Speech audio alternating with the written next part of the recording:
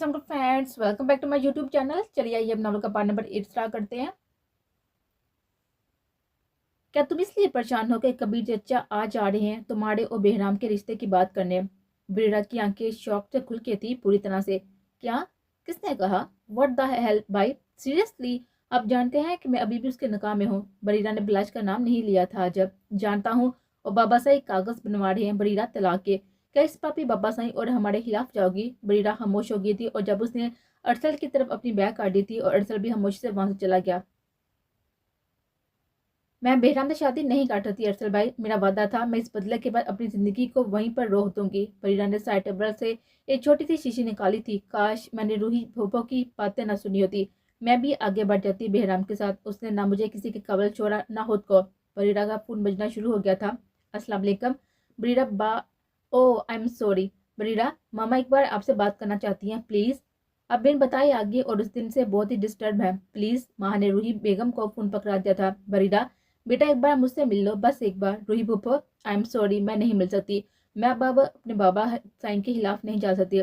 बरीरा ने फोन बंद कर दिया था। गहरा सांस लेकर उसने कम्बल उतार दिया था और उठ गई थी। नीचे उसे चहल पहल की आवाजें कब से आ रही थी। उसे पता था कि बहुत सालों के बाद खुशियां यहाँ आई हैं। अपना चेहरा अपने हाथों में लेकर वो बैठ गई थी। जाने कितनी देर तक वो वहीं पर बैठी रही थी। बलाश भाई, बलाश के कमरे पर दस्तक हुई थी। मैं अभी मसरूफ हूँ रिदा। पर दरवाजा खुल गया था। रिदा जैसे ही अंदर आई थी, पूरे कमरे से सिगरेट के धुएं की स्मेल आ रही थी। हर तरफ धुआं फैला हुआ था। रिदा जैसे ही दाखिल हुई थी, उसको खांसी आना शुरू हो गई थी। बलाश भैया, अब चाहे सारी जिंदगी यहीं रहे, पर आज शाम के लिए चले जाएं वहां जहाँ आज आपकी बीवी के रिश्ते की बात चल रही है। आप दोनों में नफरत और दुश्मनी के अलावा भी कुछ था, और इस शाम के बाद वो कुछ नहीं रहेगा। मार्क माई वर्ड भैया। रिदा वहां से चली गई थी और कुछ देर में बिलाज कमरे से बाहर आया था। चेहरे पर हल्की हल्की बेड़ आई हुई थी। आज बिलाज हमदानी का चेहरा देखकर दाजी भी खामोश रहे थे। आज एक अलग ही वैसे सी और थी। बिलाज का चेहरा देखकर उसका चेहरा पहले से ज्यादा सख्त और संजीदा लग रहा था। अपनी शर्ट की आस्तीन चढ़ाकर वह हमदानी मेंटर से बाहर चला गया था। वजी भाई साहब, आज आपने बहुत ही ज्यादा खुश कर दिया मुझे। कबीर अंदर आते ही वजी के गले लग गया था। अरूज बेगम ने कबीर सबके माथे पर प्यार दिया था और बेहराम का माथा चुमा था। परी हंसते हुए ऊपर ब्रीडा के कमरे में भागती हुई गई थी, जहां ब्रीडा की दोनों भाभियां पहले से उसे तैयार करने में मसरूफ थी। अभी यहाँ सब बैठे थे। हंसते हुए बातें शुरू हुई थी और मैंशन से बाहर धुएंधार एंट्री हुई थी, जो अपने रास्ते में आने वाले हर गार्ड को जामी करते हुए अंदर दाखिल हुआ था। ब्लाज जैसे ही अंदर दाखिल हुआ था, उसके साथ में बहुत से लोगों ने बंदूकें तान दी थी, जिनमें एक अरसल शाह भी था। आज के दिन कोई तमाचा नहीं बलाज, वरना तुम्हारी मौत का सदमा बर्दाश्त नहीं कर पाएगी तुम्हारी फैमिली। बलाज ने अरसल का गिरेबान पकड़ लिया था। हिम्मत है तो मारकर दिखा मुझे। मैं यहाँ अपनी बीवी से मिलने आया हूँ। मैं मुझे रो कर तू कोई शेर नहीं बन रहा, समझा तू? उसे जाने दो, उसका जवाब उसे खुद हमारी बेटी दे देगी। वजी साहब ने अरसल की गन ले ली थी और बलाज को इशारा किया था ऊपर कमरे में जाने का। बलाज ने वजी की आंखों में आंखें डालकर देखा था। वही आंखों में छुपे प्लान को समझा, शायद समझ गया था, जो मुस्कुराते हुए सीढ़ियां चढ़ना शुरू हुआ था। और पीछे से एक फायर हुई थी, जो ब्लाज की सीधी टांग पर लगी थी। हा हा हा, अब 2 कदम चल, जब तेरी दूसरी टांग। और दूसरी गोली चलाने से पहले बेराम ने उनका हाथ ऊपर की तरफ काट दिया था। खुदा के लिए ताया चांद, जब बेटी पर भरोसा कर लिया है तो पूरी तरह से कर ले, जाने दीजिए उसे ऊपर। बिलाज की टांग से खून निकलना शुरू हो गया था, पर उसके कदम नहीं रुके थे। वो जैसे ही कमरे के बाहर खड़ा हुआ था, सब लोग बाहर आ गए थे, सवाए बरीरा के। बाहर आने वाली खवातीन ने नफरत भरी नजरों से बिलाज को देखा था और नीचे चली गई थी। आपको जरूरत क्या थी गोली चलाने की? तुम इन मामलात में ना बोलो कबीर। आप फिर से हवा भी मत दीजिए इस दुश्मनी को। बदला ले लिया है तो अब खामोश रहें प्लीज। कबीर तुम बस कीजिए वजी। काचान के जाने के बाद भी आप डले नहीं हैं। अल्लाह का वास्ता है बंद कीजिए और मत खेलने खेल। बेहराम सबकी बातें सुन रहा था, पर ध्यान उसका ऊपर ही था, इस कमरे में जहाँ अभी भी बलाज या था।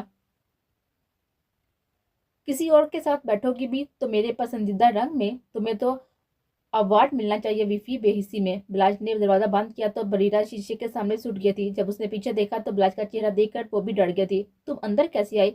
हिम्मत कैसे हुई अंदर आने की? बरीरा ने जैसे ही बोलना शुरू किया था, बिलाज आगे बढ़ना शुरू हो गया था। वो एक कदम आगे बढ़ रहा तो बरीरा एक कदम पीछे।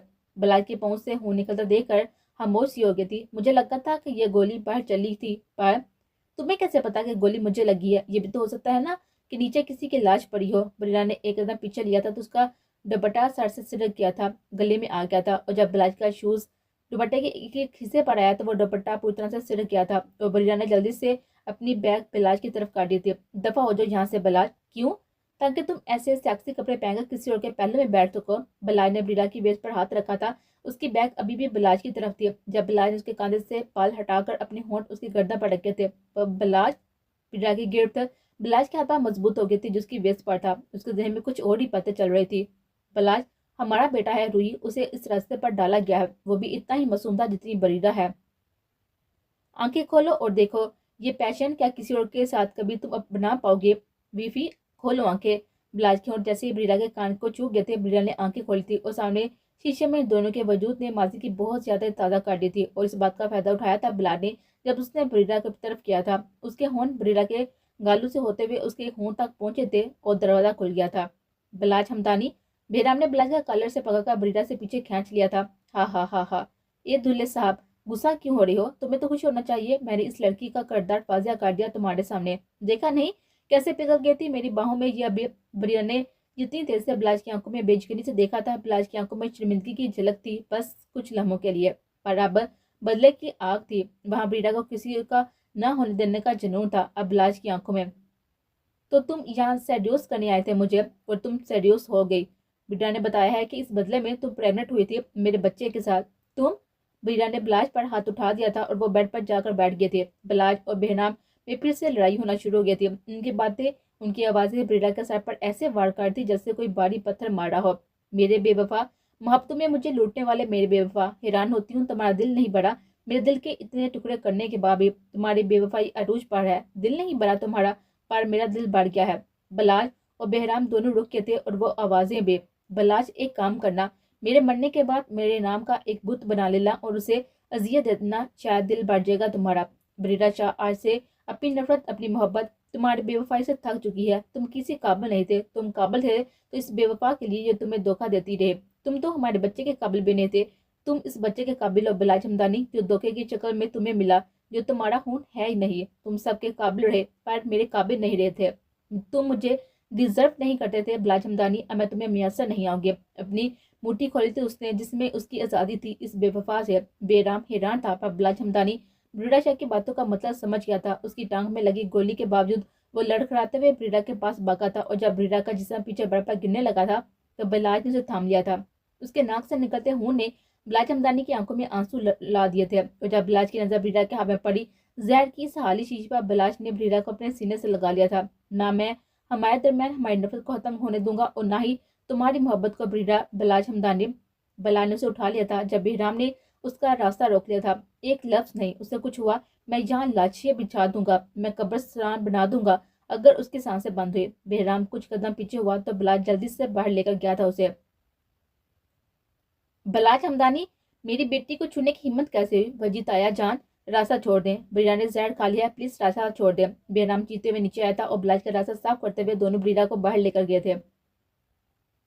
मैं इसे अस्पताल लेकर जाऊंगा बलाज हमदानी, तुम जाओ यहाँ से। बेहराम ने अपनी गाड़ी का दरवाजा खोला था और बलाज ने अपनी जहमी टांग से वो दरवाजा इतनी जोर से बंद किया था कि शीशा टूट गया था। मेरा रास्ता रोकने की जरूरत ना करना, मेरा भी ब्रीडा को अस्पताल लेकर जाना जरूरी है। ब्रीडा के मुंह से जैसे ही जाग निकलना शुरू हुई थी, बलाज की आवाज बंद हो गई थी और वो अपनी गाड़ी की तरफ भागा था उसे लेकर। चिशमिश प्लीज, उसके मुंह से सरगोशी निकली थी। आज की बात मैं तुम्हें इस दुश्मनी में जरा बराबर भी नहीं घुसेड़ूंगा, मेरा वादा है। तुम्हारी सर की कसम, आंखें खोलो। ब्लाज ने साथी से कहा था। उसने बैक सीट के बजाय फ्रंट पर ब्रीडा को बैठा दिया था। तो जल्दी से वो ड्राइवर सीट पर बैठा तो ब्रीडा के गिरते हुए सर को अपने कांधे पर रख दिया था। ब्रीडा शाह, अपने हाथों से उसने ब्रीडा के होंठ उसके मुंह साफ किया था और तेज स्पीड में गाड़ी चला दी थी। बेहराम, चलो घर में बैठो, उसे फॉलो करो। पर बेहराम वहीं पर पत्थर बने खड़ा था। बेहराम बेटा, वो ठीक हो जाएगी। कबीर साहब भी वजी साहब के साथ ही वहीं खड़े हो गए थे। पीछे से अरसल और बाकी मेंबर्स गाड़ी ले आए थे। बाबा, मुझे जिस चीज बात का डर था वही हुआ। बलाज हमदानी की मोहब्बत जाग गई है। वो मार तो जाएगा पर अब ब्रीडा को जुदा नहीं होने देगा उसे। बेहराम के दोनों हाथ वहीं पर गिर गए थे जैसे कोई जंग लड़ने से पहले हार गया हो वो। अरूज भाभी प्लीज संभाले खुद को। कैसे संभालो खुद को किंसा? कैसे? वो सीढ़ियों पर खून देख रही हो? जब वो लड़का ऊपर गया था तो उसका खून बहा था और जब नीचे आया था तो उस खून के साथ वो चंद कतरे बह रहे थे। वो बरीरा के थे। ये दुश्मनी ऐसे नहीं टलने वाली। किंसान, मेरा काशान चला गया, अब मेरी बेटी भी चली जाएगी। अरूज बेगम और रोना शुरू हो गई थी। कोई भी खवातीन को अस्पताल लेकर नहीं गए थे, बल्कि साथी से मना कर देता सबने।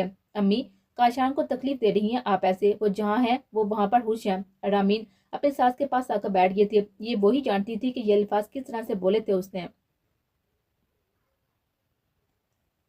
बलाश ने गाड़ी फुल स्पीड में चला दी थी और जब ब्रीडा के ठंडे माथे पर बलाश के होंठ लगे थे, उसकी आंखों से आंसू बहना शुरू हो गए थे। आज दो बातें साफ हो गई हैं, वो इस लड़की के बगैर सांस नहीं ले सकता, और दूसरी बात, वो उस लड़की को कभी इन दो खानदानों की दुश्मनी में नहीं लाएगा। मुझे तुम जिंदा चाहिए, मैं तुम्हारे हाथों से हर बार हारने को तैयार हूँ बरीरा, बस तुम्हारी सांसें चलती रहे। मैं अपने खून का आखिरी कतरा भी वार दूंगा तुम्हारी चलती सांसों पर। बस चिशमिश आंखें खोलो। इन आंखों पर अभी तुमने वो बड़ा सा चश्मा लगाकर मुझे दिखाना है। आंखें खोलो बरीरा, कि अभी बिलाज हमदर्द ने तुम्हारे सामने अपनी आखिरी सांसें लेनी है। एकदम से ब्रेक लगा दी थी बिलाज ने जब ट्रैफिक जाम थी। अब भी होना था इसे जाम। बरीरा नाक से खून और बहना शुरू हो गया था तो बिलाज ने जल्दी से गाड़ी का दरवाजा खोला था। बारिश इसी वक्त तेज हुई थी जब उसने बरीरा को अपनी गोद में उठाया था। वो गाड़ियों के दरमियान से बचते बचाते वह बरीरा को इसी रास्ते से सत्ता जाने लगा था। लोग उसे रुक रुक कर देख रहे थे और बहुत से लोग उसे गुजरने की जगह देना शुरू हो गए थे। जिस दुनिया में मैंने हमारे बच्चों को बेच दिया ना बरीरा, वहां तुम्हें नहीं जाने दूंगा। तुम गई तो मैं भी चला जाऊंगा। बिलाल तो बीत चुका था और बाहों में उठाई भी वो बेजान लड़की भी। जहर का असर फैलता जा रहा था।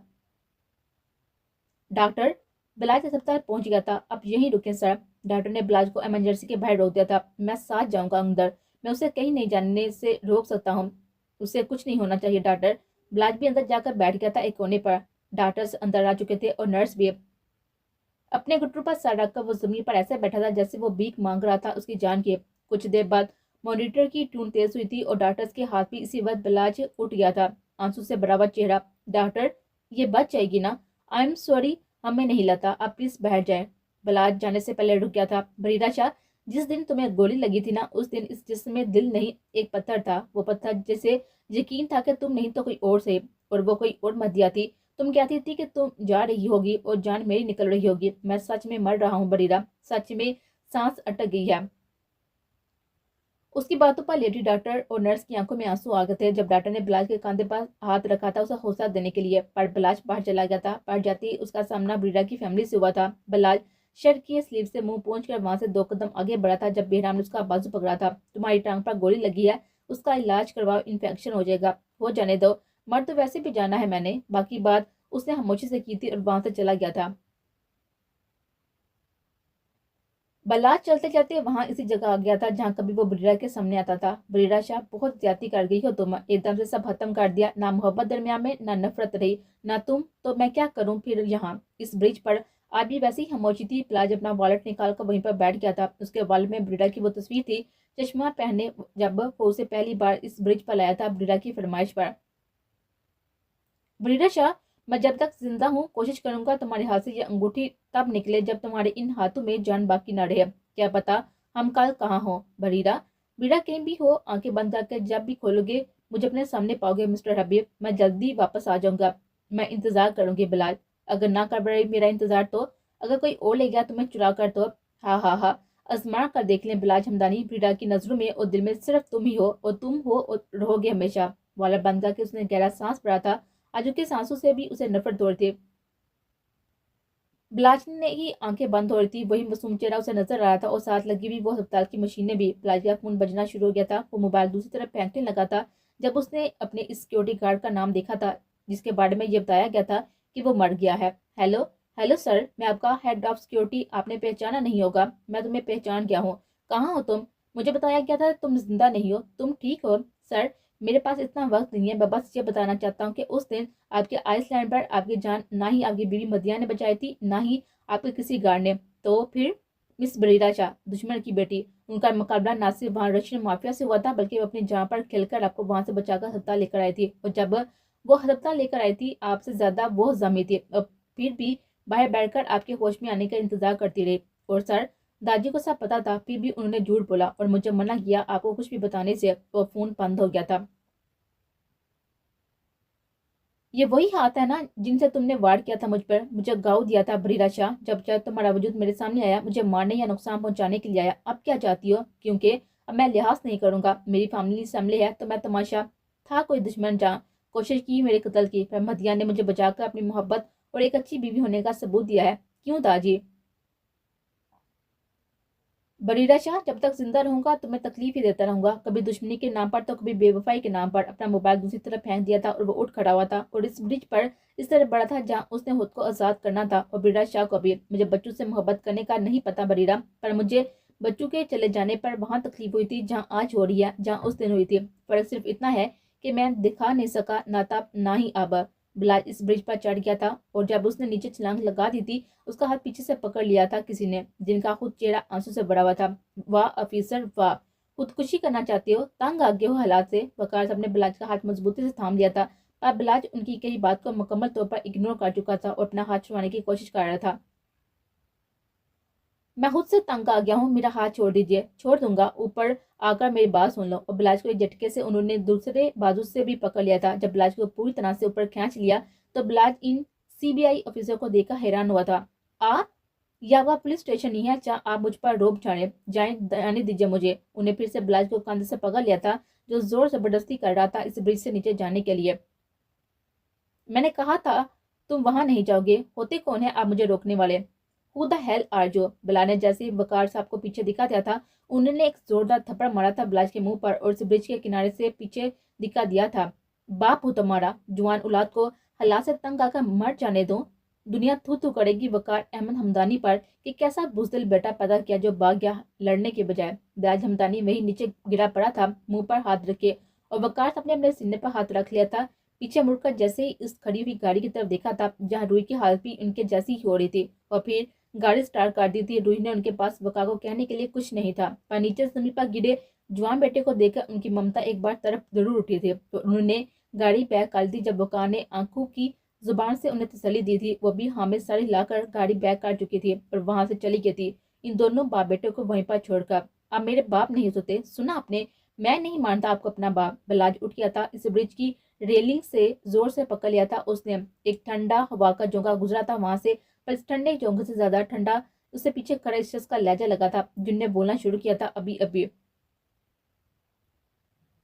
तुम जैसा भी मेरा बेटा नहीं हो सकता, मेरा भी मानना यही है। मैं नहीं मानता तुम्हें अपना बेटा। आज देखो खड़ा हूँ तुम्हारे सामने, तुम्हें बता रहा हूँ कि तुम्हारा बाप मैं हूँ। बिलाज ने नजर उठाकर वकार सबको देखा था, और बिलाज हमदानी आज के दिन हर वो तकलीफ से गुजर रहा था जो वो दूसरों को देता आया था, खासकर ब्रिडा चाको।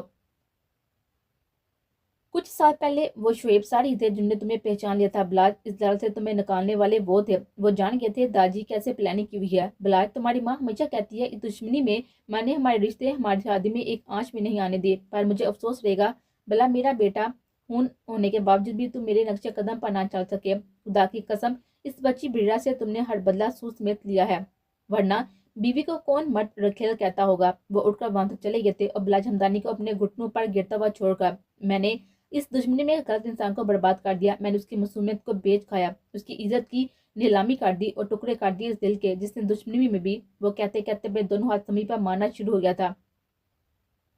बरीदा शाह, तुम मुझे कभी माफ नहीं करोगी, तुम कभी मेरी तरफ नहीं देखोगी, तुम मुझे। वो जल्दी से उठ गया था, पर अगले ही लम्हे सर चुकाने से वो वहीं बेहोश होकर गिर पड़ा था। तो बिलाज हमदानी जब दर्द से शनासी हो तो खड़ा रहने के काबिल भी नहीं रहा था वो। अरूज, वो ठीक है, कल सुबह तुम्हें भी अस्पताल लेकर जाऊंगा। आप आराम कर लो कमरे में जाकर। आप थकते नहीं हैं? आप कब थकेंगे वजी? अब तो बदला पूरा हो गया ना, बेटा मर गया, बेटी पूरी तरह से बर्बाद होगी, अब तो वापस लौट चलें पाकिस्तान? कभी नहीं। तुम्हें जाना है पाकिस्तान, तुम जाओ, पर मैं नहीं जाने वाला। ठीक है, मैं बरीरा को अपने साथ ले जाऊंगी, रामीन और बच्चे भी मेरे साथ जाएंगे, और अगर असल की बीवी ने भैया साथ जाने का कहा तो मैं देखूंगी हमें कौन जाने से रोता है। व्हाट? माँ, मेरी बीवी बच्चे कहीं नहीं जाएंगे। जुबिया, सुना तुमने? मैंने नहीं सुना अरसल, और ना ही मैं अब सुनूंगी कुछ भी। मैं अपने बच्चों को इस हाल में नहीं देखना चाहती जहाँ आज बुरीटा है। माफ कीजिए बाबा साईं, पर अब मैं भी यह नहीं रहना चाहती। मैं तुम्हें तलाक दे दूंगा। अरसल की बात ने सबको रोक देता इसी जगह। तो दे दीजिए, देर किस बात की है, अभी दीजिए, ताकि यही इद्दत पूरी कर लूं मैं अरसल।